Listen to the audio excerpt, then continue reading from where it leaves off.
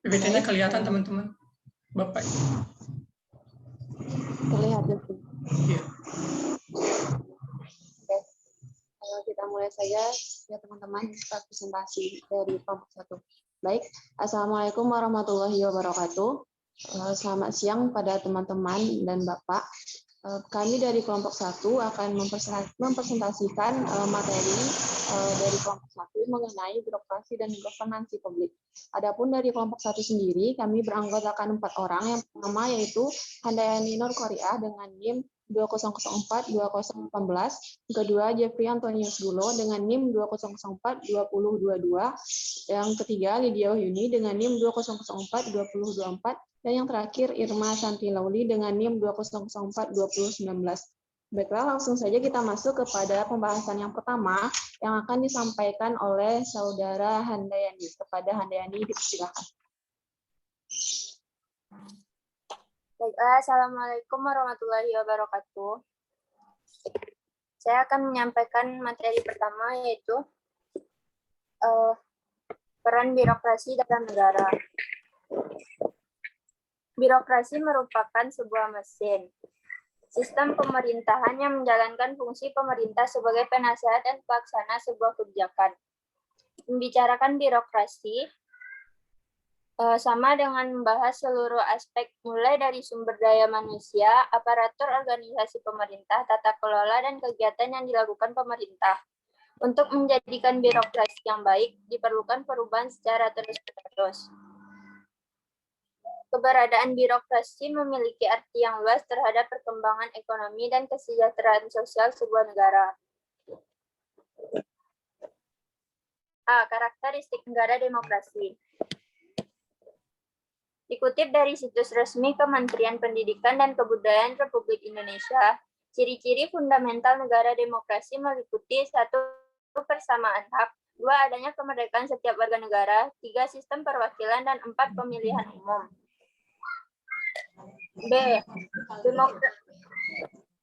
Birokrasi dalam beberapa perspektif, struktural, dan sosial. 1. Model birokrasi patrimonialisme dan neopatrimonialisme. Birokrasi ini berangkat dari perspektif pendekatan kultural. Di antaranya dianut oleh Emerson, Liddell, dan Crouch. Sedangkan dari kalangan pakar Indonesia diantaranya Karya Martono, Muhaimin, Sujatmoko, Ali, dan Kartodirjo. Model birokrasi neopatrimonial merupakan hubungan kekuasaan antara penguasa dan jaringan birokrasi di bawahnya, yaitu pejabat dan priayi, yang bersifat patron dan klien. Penguasa sebagai patron atau gusti, bapak, dan tuan, sementara birokrasi sebagai klien, kawula, abdi, dan anak. Hubungan itu tak lebih sebagai satu pertukaran antara loyalitas atau pengabdian dan jabatan. 2. Pendekatan struktural birokrasi atau model ekonomi politik. Kegagalan dalam memahami dinamika politik dan ekonomi yang sangat nyata dalam birokrasi dalam pendekatan kultural tersebut adalah karena terabaikannya aspek dinamis negara dalam arti luas. Sebagai suatu kesatuan ekonomi politik, negara tidak bisa mengelak dari pengaruh dinamika struktur ekonomi politik. Negara tidak yang melingkupinya. Artinya negara harus dipandang bukan sebagai suatu anasir yang statis dan beroperasi di ruang hampa. Ia tetap memiliki respon terhadap dinamika objektif dalam negeri, bahkan pengaruh dari dunia internasional. Dinamika politik dan ekonomi ini memang terabaikan dalam pendekatan kultural, sebab ia memang bukan suatu komponen inheren dalam konstruksi teori dan cara berpikir pendekatan ini. 3. Perspektif sosial dalam birokrasi. Model sosial sejatinya menjadi hubungan emosional antar individu dalam organisasi sekaligus menjadi daya ungkit dalam menggerakkan roda organisasi sesuai visi misinya. Pertanyaan kemudian muncul, kenapa organisasi pemerintahan atau dunia birokrasi antara atasan dengan bawahan terkadang ada kesan bagaikan langit dan bumi. Ada atasan yang sangat jauh jaraknya dengan bawahan, bahkan juga ada sebaliknya. Tentu model komunikasi birokrasi sangat menentukan implementasi modal sosial itu sendiri. Ketika atasan cenderung bersikap otoriter, maka akan mematikan modal sosial.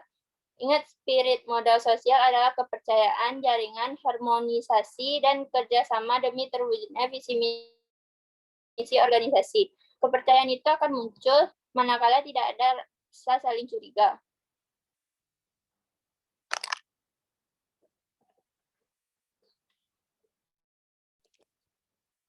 Terima kasih. Materi selanjutnya akan dibacakan oleh Irma. Baik, terima kasih kepada Handayani. Saya ingin menjelaskan bahwa materi selanjutnya itu akan saya sampaikan. Yang itu yaitu mengenai rasionalitas peran birokrasi dalam penyelenggaraan pemerintahan. Nah, seperti yang kita ketahui bahwa birokrasi pemerintah itu dibentuk sebagai organisasi publik dengan maksud untuk melayani dan melindungi kepentingan publik. Negara melalui birokrasi pemerintah dan bisa juga masyarakat melalui lembaga swadaya masyarakat dan organisasi profesi. Instansi atau birokrasi pemerintah dimaknai sebagai satuan kerja atau satuan organisasi, departemen, lembaga pemerintah, non-departemen, dan instansi pemerintah lainnya, baik itu pusat maupun di daerah. Pemerintah sendiri sebagai lembaga birokrasi mempunyai fungsi untuk memberikan pelayanan kepada masyarakat.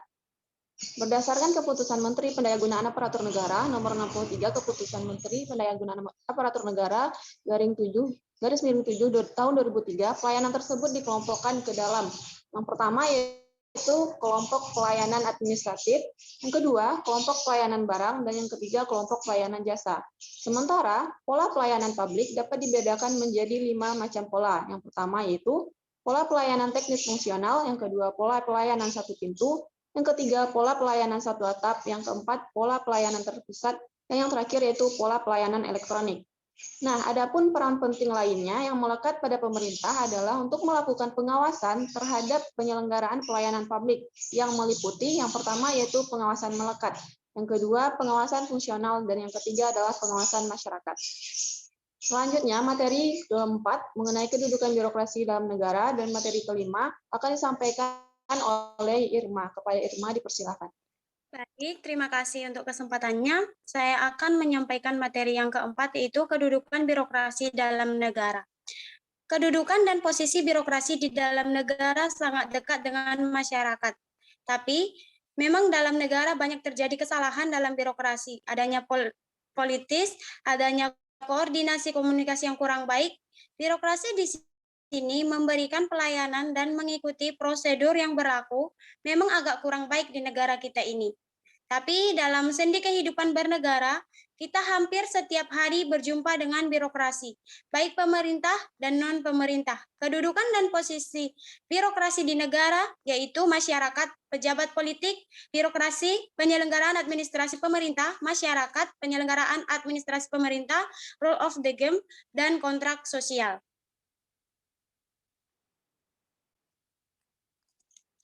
Baik, yang selanjutnya yaitu pembahasan kelima, netralitas birokrasi. 1. Polemik para ahli mengenai netralitas birokrasi.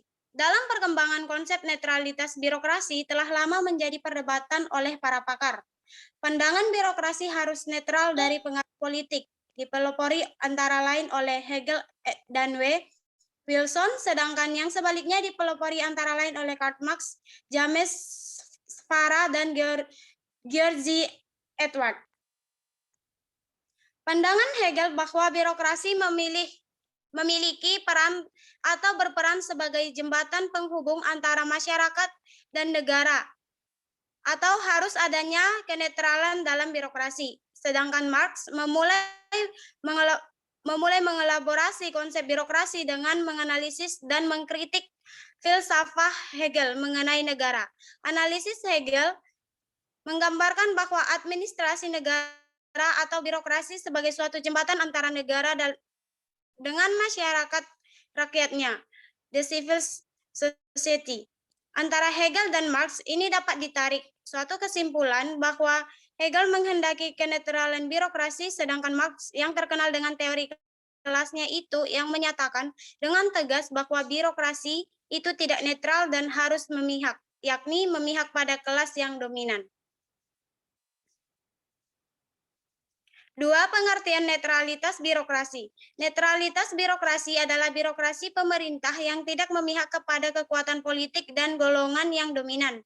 Istilah politiknya disebut apolitik agar eternal pelayanan dan pengabdiannya kepada pemerintah dan kepada seluruh masyarakat atau sebagai abdi negara dan abdi rakyat. Baik, materi selanjutnya akan disampaikan oleh Jeffrey. Terima kasih.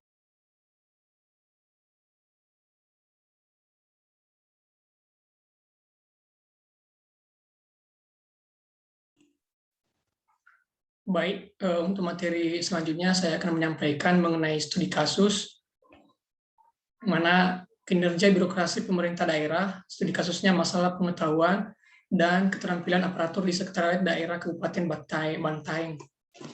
Nah, adanya tantangan birokrasi di bidang pendidikan, maka pengetahuan dan keterampilan para birokrat sangat perlu untuk ditingkatkan, namun yang terjadi di sekretariat daerah Kabupaten Bantaeng, ternyata timbul beberapa penyakit birokrasi yang lebih akrab disebut dengan istilah patologi birokrasi.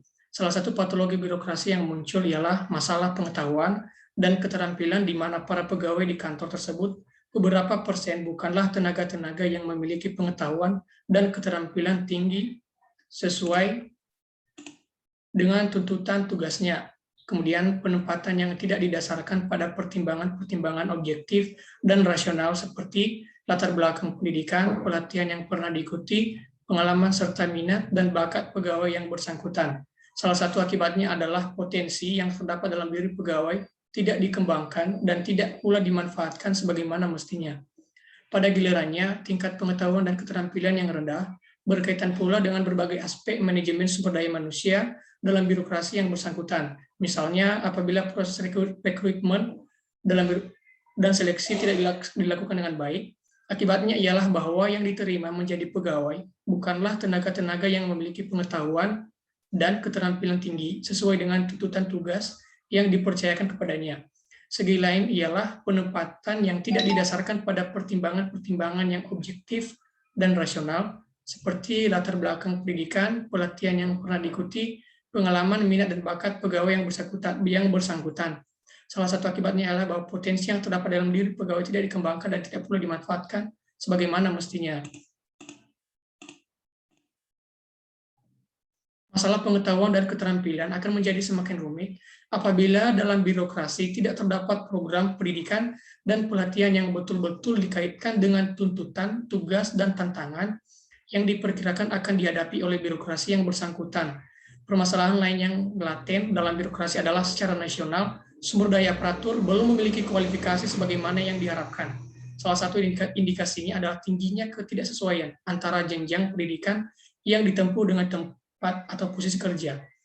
Upaya meningkatkan produktivitas kerja dan mutu pelayanan yang diberikan oleh para anggota birokrasi pemerintahan kepada masyarakat harus pula dikaitkan dengan pengetahuan dan keterampilan para anggota birokrasi tersebut. Artinya, rendahnya produktivitas kerja dan mutu pelayanan tidak semata-mata disebabkan oleh tindakan dan perilaku yang disfungsional, akan tetapi sangat mungkin karena tingkat pengetahuan dan keterampilan tidak sesuai dengan tuntutan tugas yang diemban anggota birokrasi. Pada gilirannya, tingkat pengetahuan dan keterampilan yang rendah berkaitan pula dengan berbagai aspek manajemen sumber daya manusia dalam birokrasi yang bersangkutan. Misalnya, apabila proses rekrutmen dan seleksi tidak dilakukan dengan baik, akibatnya ialah bahwa yang diterima menjadi pegawai bukanlah tenaga-tenaga yang memiliki pengetahuan dan keterampilan tinggi sesuai dengan tuntutan tugasnya. Segi lain ialah penempatan yang tidak didasarkan pada pertimbangan objektif dan rasional, seperti latar belakang pendidikan, pelatihan yang pernah diikuti, pengalaman, minat, dan bakat pegawai. Salah satu akibatnya adalah potensi yang terdapat dalam diri pegawai tidak dikembangkan dan tidak pula dimanfaatkan sebagaimana mestinya. Masalah pengetahuan dan keterampilan menjadi semakin rumit apabila di dalam birokrasi tidak terdapat program pendidikan dan pelatihan yang betul-betul dikaitkan dengan tuntutan dan tugas dan tantangan yang diperkirakan akan dihadapi oleh birokrasi. Pendidikan pegawai sangat perlu untuk diperhatikan agar prinsip direct man, direct please dapat diterapkan dalam kehidupan suatu organisasinya. Pada umumnya, para pegawai tentunya mengharapkan agar mereka ditempatkan sesuai dengan jenis dan tingkat pendidikan yang diikutinya. Peningkatan kualitas sumber daya manusia dapat dicapai melalui latihan dan pendidikan, serta penguasaan ilmu, pengetahuan, dan teknologi melalui bangku pendidikan. Oleh karena itu, pendidikan sebagai sarana untuk meningkatkan kualitas manusia, termasuk bagi aparat pemerintah dalam melaksanakan fungsinya sebagai pelayan masyarakat dan dalam melaksanakan tugas-tugas pokoknya.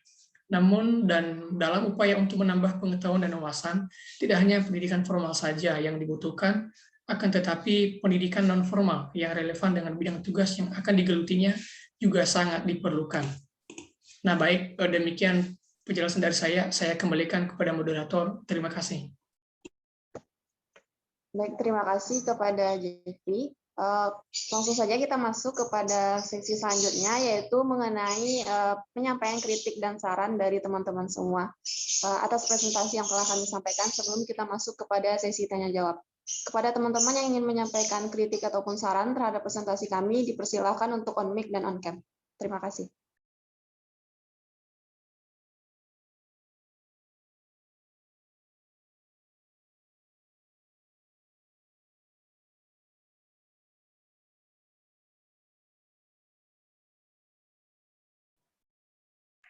Oke, sepertinya tidak ada yang ingin menyampaikan kritik dan saran terkait penampilan presentasi kami kali ini. Baiklah, langsung saja kita masuk kepada sesi tanya-jawab, di mana kami dari kelompok 1 akan membuka 3 pertanyaan. Kepada teman-teman yang ingin bertanya, dipersilakan.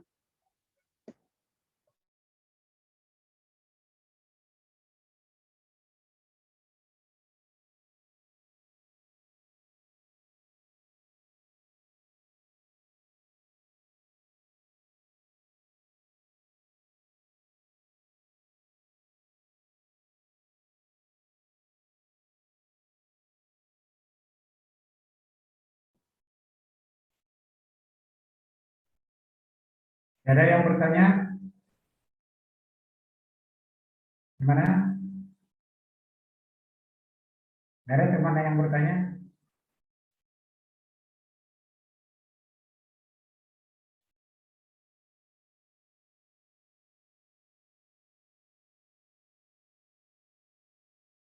Izin bertanya dari kelompok 1. Silakan untuk mengajukan pertanyaan. Baiklah. Dari saya dari kelompok 5 akan bertanya kepada kelompok 1, bagaimana menurut kelompok 1 peran birokrasi ini negara dalam kehidupan sehari-hari, dan berikan alasan mengapa kelompok 1 memberikan jawaban apa yang kelompok dapatkan itu dalam kehidupan sehari-hari tersebut. Terima kasih. Baik, terima kasih kepada Rahmat. Selanjutnya kepada teman-teman yang ingin bertanya, kami masih membuka 2 buah pertanyaan lagi. Terima kasih.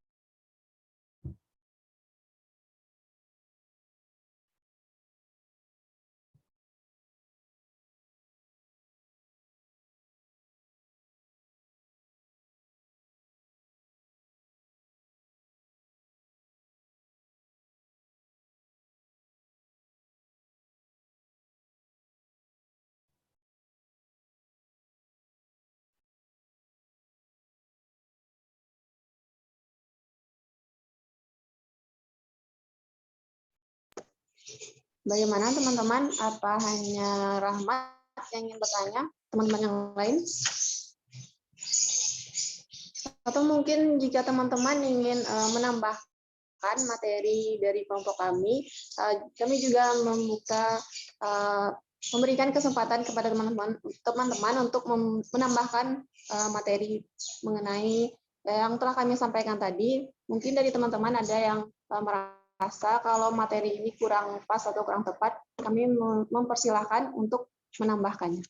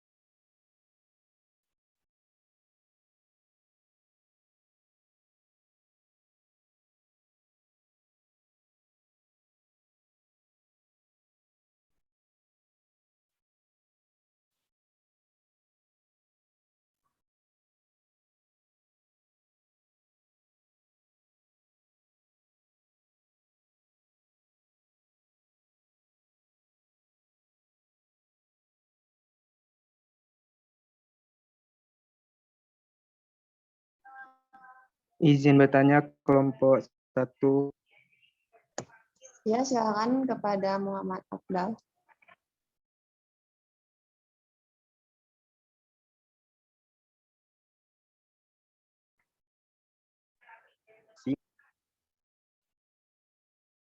Ya, baik.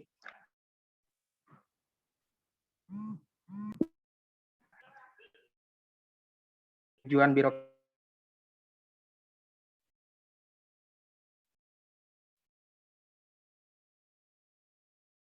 namun yang lihat sekarang ini penyuap dalam birokrasi.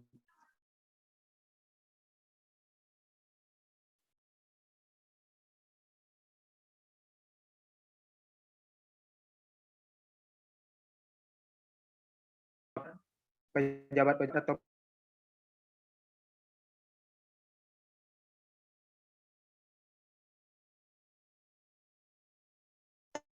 Mohon maaf, bisa diulangi karena suaranya putus-putus. Atau mungkin apakah jaringan saya yang bermasalah atau jaringan Afdal ya? Suaranya kurang jelas.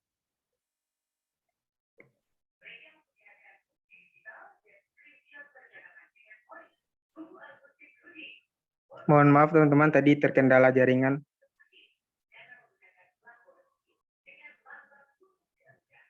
Via Afdal nggak apa-apa. Oke, saya lanjutkan lagi. Pertanyaannya adalah bagaimana langkah yang harus dilakukan pemerintah dalam mengatasi problem reformasi birokrasi yang masih belum optimal, terutama dalam kasus masalah perizinan dalam birokrasi. Banyak kita lihat pejabat atau kepala daerah yang terdapat menyalahgunakan wewenang dalam perizinan dalam birokrasi. Lalu apakah langkah yang dapat dilakukan pemerintah dalam mengatasi itu semua? Sekian, terima kasih. Assalamualaikum warahmatullahi wabarakatuh. Waalaikumsalam warahmatullahi wabarakatuh. Terima kasih kepada Afdal. Baik, untuk pertanyaan terakhir, silakan kepada teman-teman yang ingin mengajukan pertanyaannya.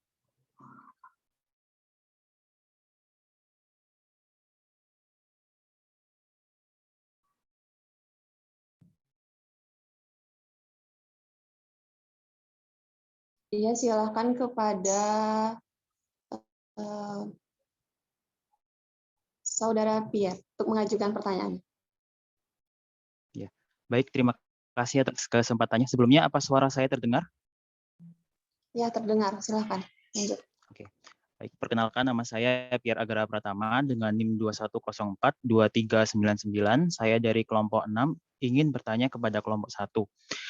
Yang menjadi sorotan dari pertanyaan saya itu adalah ketika saat penjelasan tentang studi kasus kalian. Nah, itu yang ingin saya tanyakan adalah menurut kelompok kalian, mengapa hal terkait yang ada di sekretariat daerah Kabupaten Bantaeng seperti penempatan pegawai yang tidak sesuai dengan kualifikasinya itu dapat terjadi. Nah, kemudian menurut kalian bagaimanakah cara menyelesaikan atau solusinya agar kejadian seperti ini tidak terulang kembali di kemudian hari sehingga mungkin nanti pelayanan publik yang ada di Indonesia bisa membaik. Sekian pertanyaan dari saya. Terima kasih. Baik, terima kasih kepada Pierre. Kami sudah menampung 3 pertanyaan dari teman-teman. Mungkin sebelum kami menjawab, teman-teman ada yang ingin berpartisipasi untuk memberikan tanggapannya terkait pertanyaan yang telah diajukan tadi. Kami membuka kesempatan yang sebesar-besarnya kepada teman-teman untuk membantu menjawab dari pertanyaan yang telah diajukan tadi. Sekian, terima kasih.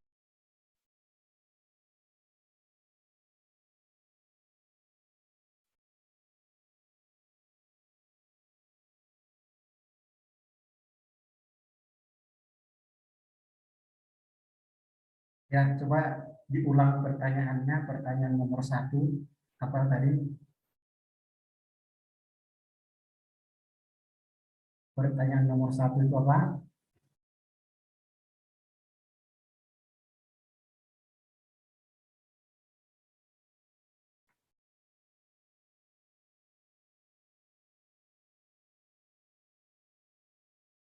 Coba diulang pertanyaannya dulu, dibacakan lagi. Pertanyaan nomor 1 lagi ya Pak.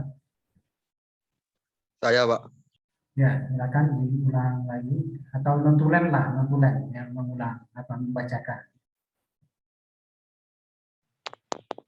Baiklah, saya akan mengulang pertanyaan saya tadi. Bagaimana menurut kelompok 1 peran Ya, birokrasi? notulensi lah, notulensi. Pasti enggak yang ditulis notulen itu. Anda nanti menanggap kalau itu tidak seperti itu. Ya, silakan notulen.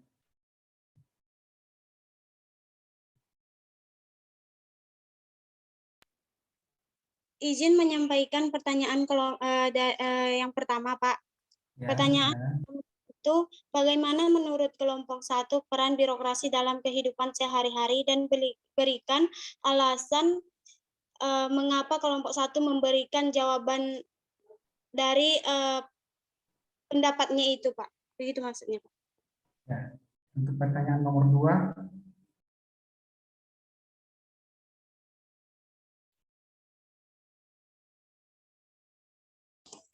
Izin menyampaikan, Pak. ya silakan. Tadi pertanyaan dari teman kami Afdal itu mengatakan bahwasanya apa langkah yang dilakukan oleh pemerintah dalam problem atau permasalahan birokrasi, misalnya dalam hal penyalahgunaan wewenang, Pak. Jadi langkah yang dilakukan untuk mengatasi masalah tersebut. Ya, pertanyaan nomor 3.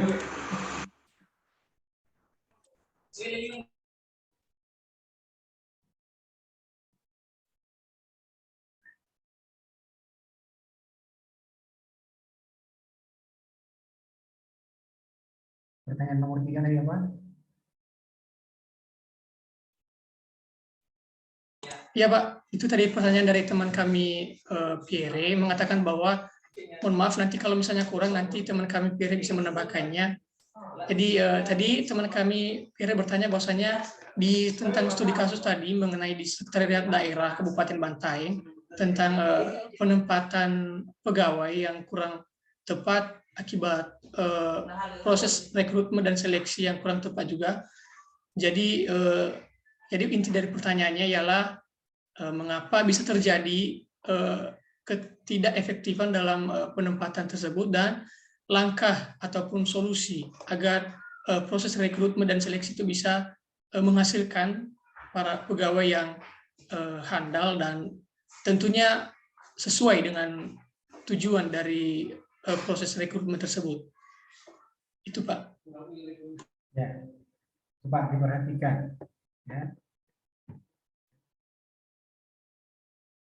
Pertanyaan itu karena kita kuliah adalah kuliah teori, ya. Ya, pertanyaan itu harusnya menanyakan tentang debat teoritis. Kalaupun ada contoh ya yang mau ditanya, maka contoh tersebut harus juga berdasarkan disebut dengan fakta yang ada atau empiris. Ya. Namun jangan pertanyaannya adalah menggunakan atau pertanyaan tersebut menggunakan pertanyaan penelitian. Coba dibaca pertanyaan nomor 2 dulu. Pertanyaan yang nomor 2 tadi. Izin Pak, pertanyaan nomor 2 tadi, langkah yang dilakukan oleh pemerintah dalam mengatasi masalah birokrasi Pak, seperti penyalahgunaan wewenang Pak. Ya, bagaimana mencarinya itu? Langkah yang dilakukan oleh pemerintah? Itu biasanya sih Pak, berdasarkan penelitian Pak. Ya, jadi ya pertanyaan itu jangan sampai mengumpulkan data dengan menggunakan penelitian. Ya, supaya dalam memberikan pertanyaan, ya tahu ruang lingkup yang mau ditanya. tahu ruang lingkup yang mau ditanya. Jadi kalau bertanya, ketika mengajukan suatu pertanyaan tersebut, jangan sampai menggunakan data yang diolah dengan melakukan penelitian. Ya, langkah apa yang diambil pemerintah? Boleh saja, sah-sah saja menjawabnya langkah begini. Ya, namun jawaban tersebut ya, itu tidak terpercaya, tidak terpercaya. Jawaban yang terpercaya itu harus menggunakan ya, data, ya, harus menggunakan data. Gitu. Jika Anda menanya debat teoritis, berarti yang Anda simpulkan perbedaan teoritisnya atau perdebatan teoritisnya. Jika menanya data, dan itu harus dicari ke lapangan, dan itu gunakanlah ketika Anda penelitian pertanyaan tersebut. Anda gunakan ketika penelitian. Ya.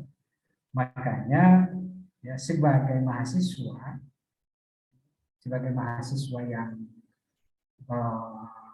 ilmiah, dikatakan suatu ilmiah itu adalah harus memiliki sumber dan rujukan yang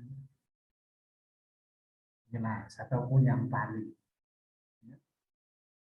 Kalau tadi pertanyaan teman Anda, contohnya, langkah-langkah apa yang dilakukan pemerintah? Bisa saja Anda jawab langkah ini, langkah ini. Namun ketika diukur langkah-langkah tersebut, ya, ketika diukur langkah-langkah tersebut, ya, harus menggunakan data yang valid. Contoh, ya, berapa jarak dari UNT ke Pasar Raya? Siapa yang tahu?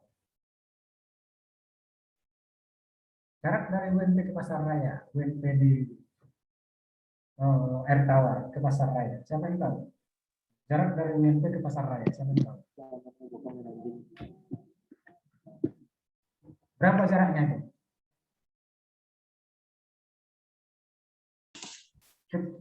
Ketika kita menyatakan pertanyaan, ya, jika pertanyaan tersebut menggunakan data yang harus diolah atau menggunakan metode, ya, bisa Anda jawab ketika saya tanya tadi waktu tanya tadi berapa jarak dari UNT ke Pasar Raya. Bisa saja Anda jawab 15 menit. Bisa saja Anda jawab itu setengah jam. Atau bisa saja Anda jawab ya perjalanan itu hanya setengah batang rokok ketika dia menghisap rokok. Kemudian bisa saja dijawab itu adalah ya hanya sebentar.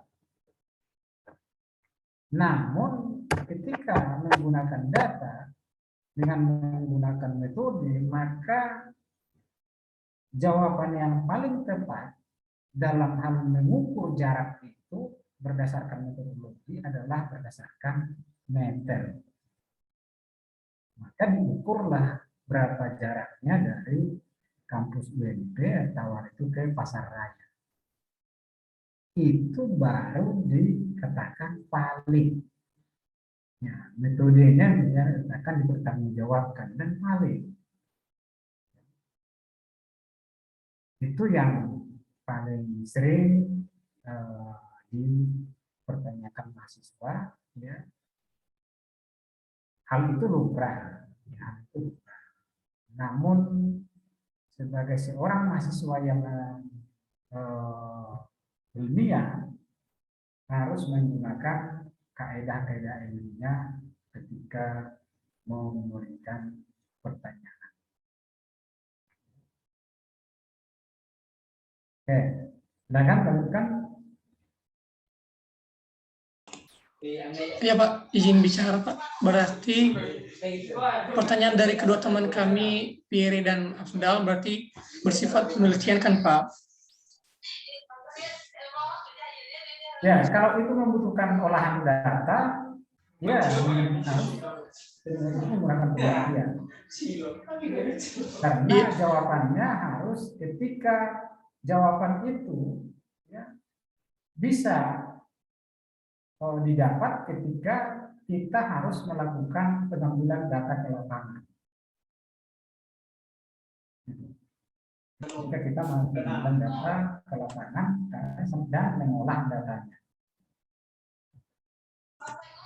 Kalau itu menurut Anda pertanyaannya itu mencakup itu.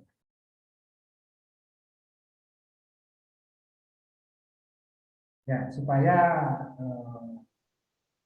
Anda memahami kaidah ilmiah ya, sebagai mahasiswa ilmiah, maka menggunakan pertanyaan tersebut juga menggunakan kaidah-kaidah ilmiah, termasuk menggunakan metode ilmiah.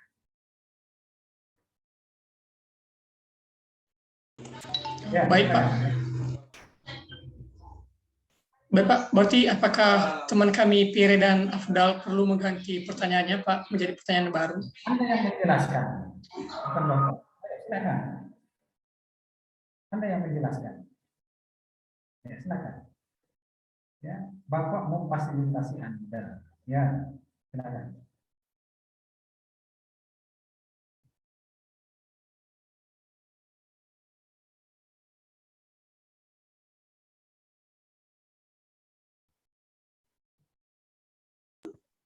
Baiklah, kepada berdasarkan tadi penjelasan dari Bapak, maka kami dari kelompok 1 mengambil kesimpulan bahwasanya pertanyaan dari dua teman kita, yaitu Afdal dan Pierre, itu harus membutuhkan data ke lapangan.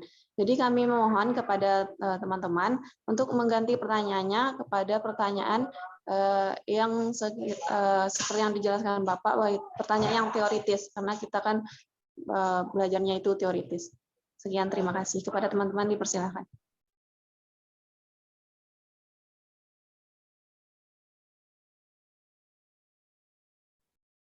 Ya, tidak mesti teoritis, cuman boleh contoh. Tapi itu bukan berdasarkan pengolahan data lapangan atau mencari data lapangan yang harus turun ke lapangan dulu mencari jawabannya. Bisa contoh, namun itu tidak, contoh tersebut ya, tidak harus mengolah datanya ke lapangan mencari jawabannya dan mengambil kesimpulan dari data lapangan tersebut. Ya, silakan lanjutkan. Baik, terima kasih Pak. Kepada teman-teman dipersilakan untuk mengajukan pertanyaan baru kepada Muhammad Afdal dan Pierre. Dipersilakan.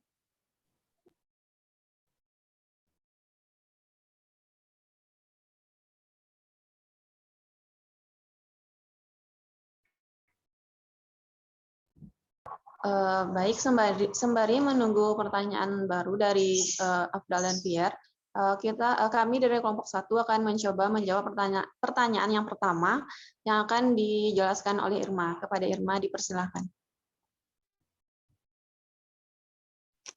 Baik, terima kasih. Saya akan menjawab pertanyaan yang pertama, yaitu bagaimana menurut kelompok 1 peran birokrasi dalam kehidupan sehari-hari dan berikan alasan dengan jawaban tersebut. Peran birokrasi dalam kehidupan masyarakat itu yaitu melayani masyarakat dan melaksanakan pembangunan dengan netral dan profesional, menjalankan manajemen pemerintahan mulai dari perencanaan, pengawasan, evaluasi, koordinasi, sinkronisasi, represi, preventif, antisipatif, dan resolusi. Alasannya, birokrasi itu merupakan mesin sistem pemerintahan yang menjalankan fungsi pemerintah sebagai penasehat dan pelaksana sebuah kebijakan. Membicarakan birokrasi sama dengan membahas seluruh aspek mulai dari sumber daya manusia, aparatur organisasi pemerintah, tata kelola, dan kegiatan yang dilakukan oleh pemerintah. Dapat kita lihat, selama lebih dari 60 tahun Indonesia merdeka, birokrasi telah berperan besar dalam perjalanan hidup masyarakat Indonesia, khususnya setelah reformasi politik di tanah air tahun 1998. Upaya-upaya pembaharuan dalam manajemen pemerintahan terus dilakukan untuk meningkatkan kinerja birokrasi. Selama Orde Baru, birokrasi memiliki andil besar dalam proses pembangunan. Demikian jawaban yang bisa saya sampaikan. Saya kembalikan kepada moderator. Baik, terima kasih atas penjelasannya Irma. Bagaimana dengan Saudara Rahmat? Apakah bisa memahami penjelasan yang telah disampaikan oleh Irma atau mungkin ada tanggapan lain? Silakan. Terima kasih dari kelompok 1 telah memberikan jawaban. Kalau tanggapan tidak ada dari kelompok 1. Terima kasih. Baik, terima kasih Rahmat. Bagaimana dengan teman-teman yang mengajukan pertanyaan tadi? Apakah sudah mendapatkan pertanyaan yang baru? Ya, coba sambil menunggu itu coba jadikan Bapak pause sebentar. Ya, jadikan Bapak pause sebentar.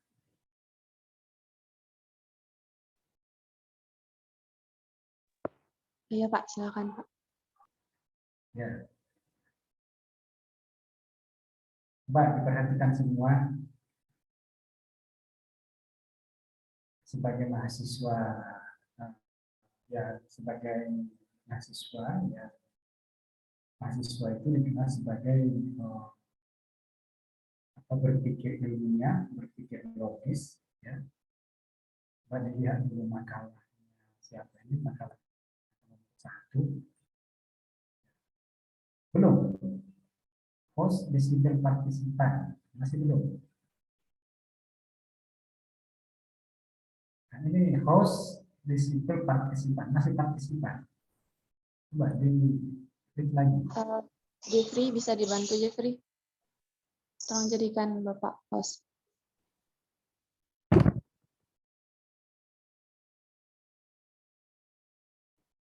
Bentar ya.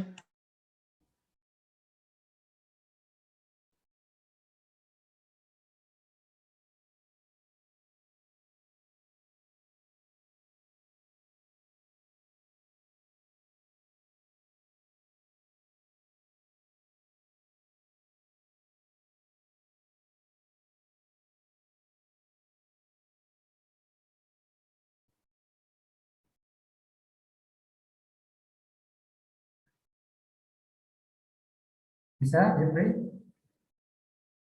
Mengganti hostnya, caranya. Jadi partisipan, ya klik nama Bapak, kemudian klik kanan baru pilih host.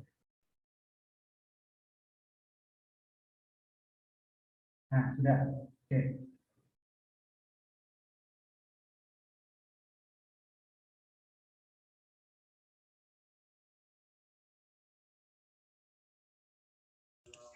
Pak, udah Pak.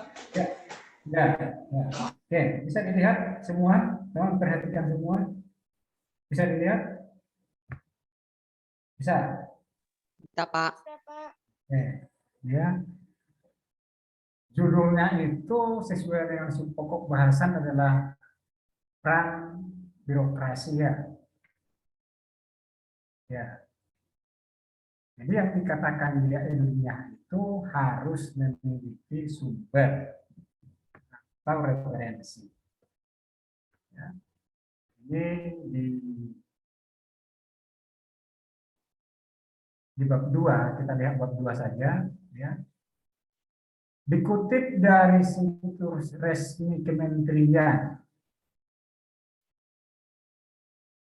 Pendidikan dan Kebudayaan Indonesia, ciri-ciri fundamental negara demokratis.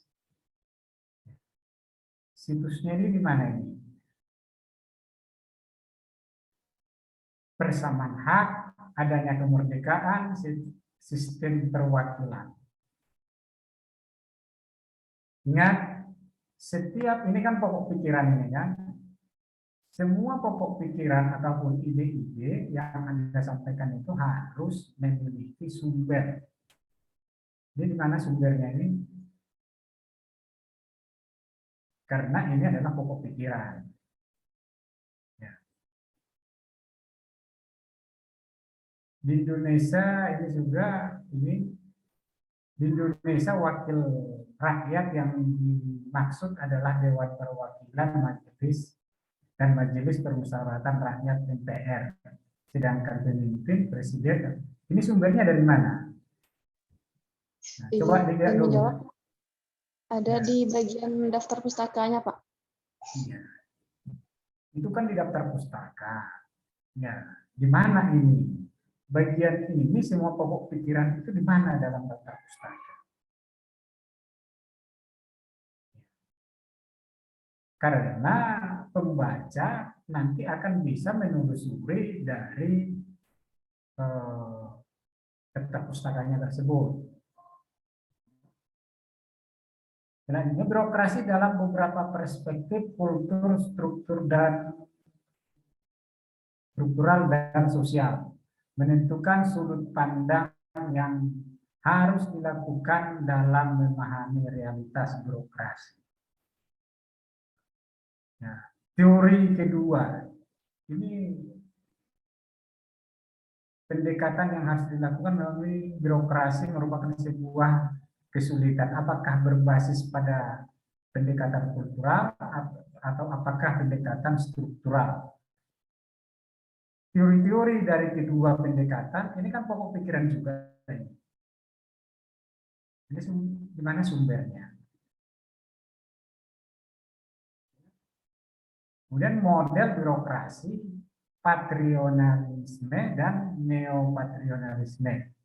Model birokrasi, patronalisme dianut oleh Emerson Liddell. Coba lihat dulu Emerson Liddell 1974. Ya.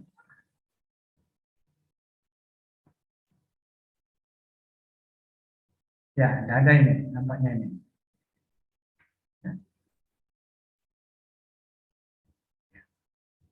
Tidak ada. Ya, Emerson. Ya, kita lanjutkan lagi.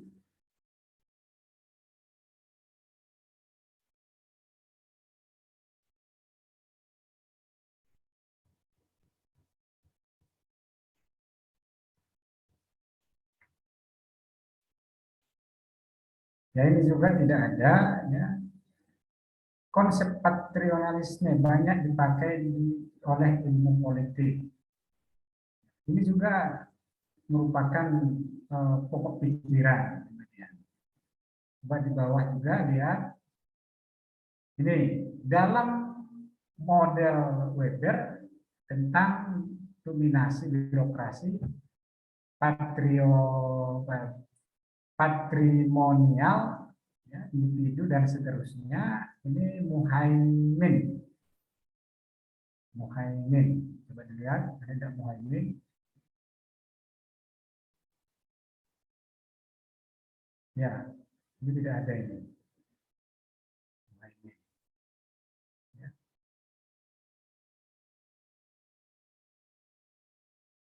Ya, selanjutnya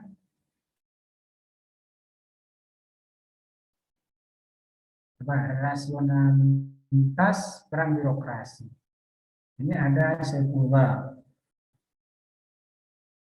Ya, coba lihat, ya.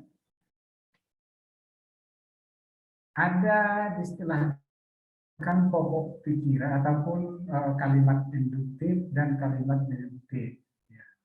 Jika berada di awal, ya, pokok pikirannya itu di awal paragraf. Jika berakhir di akhir, coba dilihat ini yang mana yang disampaikan oleh Saifullah ini,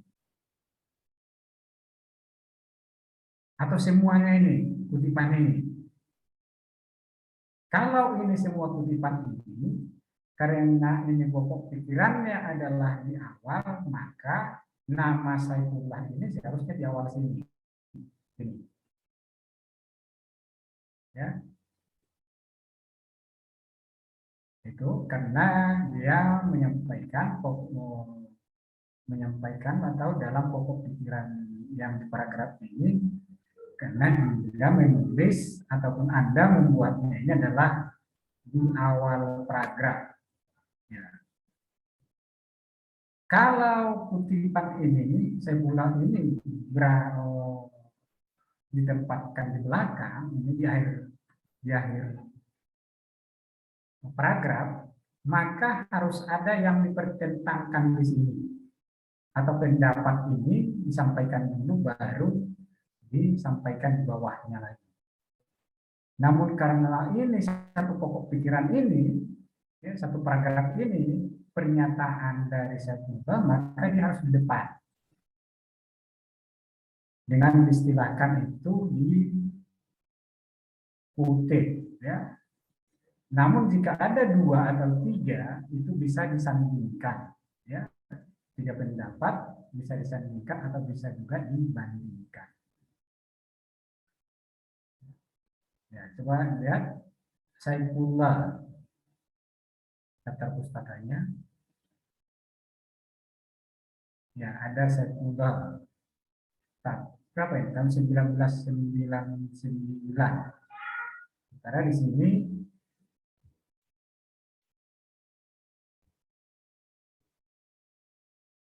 nah, pas 1999. Ya.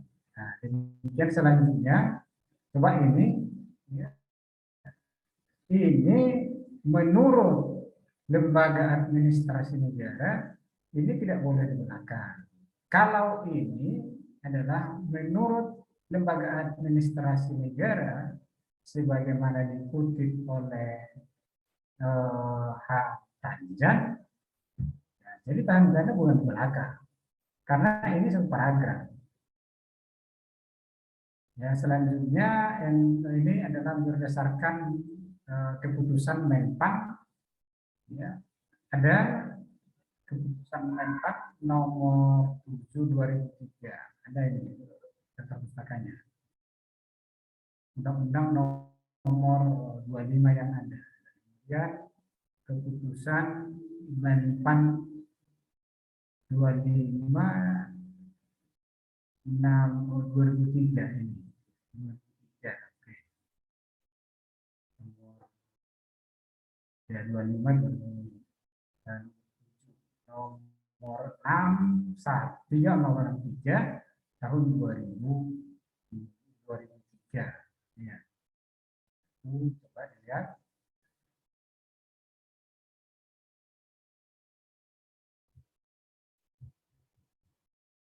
Ya, ini nomor 25 tahun 2004.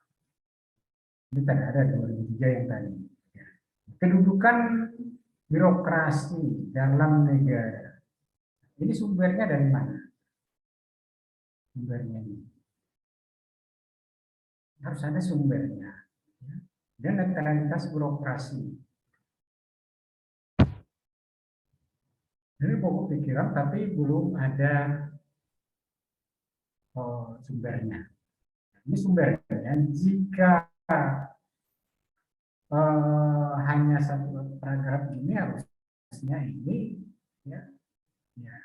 Kalau ini dikutip oleh Ahmad Batini dari Hegel dan Marx, sebagaimana Hegel dan Marx mengatakan, ya, Hegel dan Marx dalam Ahmad Batini 1999. Berarti yang mengutip itu adalah Ahmad Batini di bukunya Hegel. Ini yang harus juga Anda paham. Studi kasus. Bicara tentang studi kasus karena kasus itu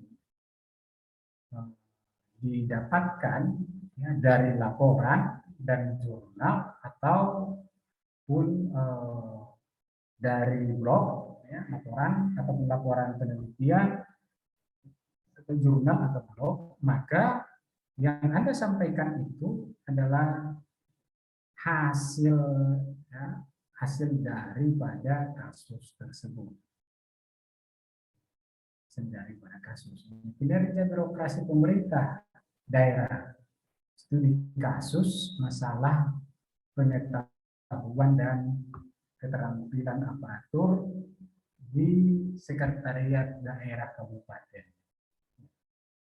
Apa yang menjadi kasus? Terima kasih kepada Bapak ya atas pengarahan yang telah diberikan oleh Bapak. Kita lanjutkan lagi diskusi kita pada hari ini. Kepada teman-teman yang masih ingin mengajukan pertanyaan, kami masih membuka sesi pertanyaan. Kepada teman-teman dipersilakan.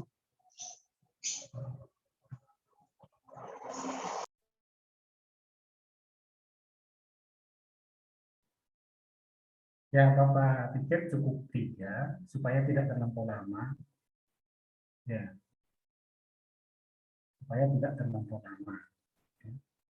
Cukup 3 pertanyaan per kelompok. Dan persentasenya juga melakukan persentase itu jangan lebih dari 15 menit satu kelompok. Ya. Ya, paling tidak ya jangan sampai 20 menit lebih. Ya. 10 sampai 20 menit. Setiap kelompok persentase. Ya, supaya efektif waktunya dan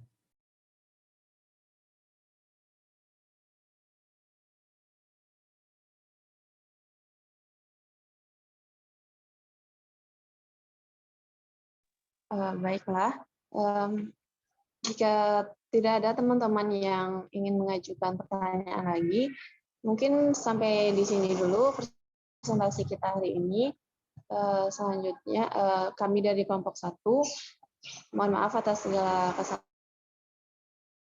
Kami kembalikan kepada Bapak.